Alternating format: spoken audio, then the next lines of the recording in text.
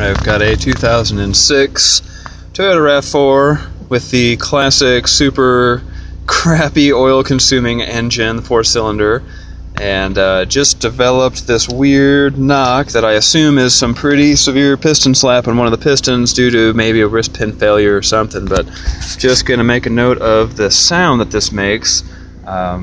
See what you guys think about it.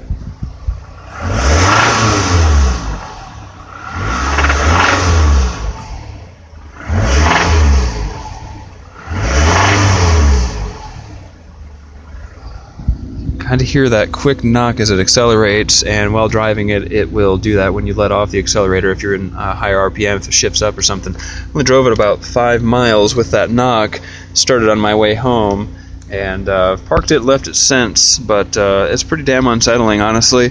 Let's do this one more time.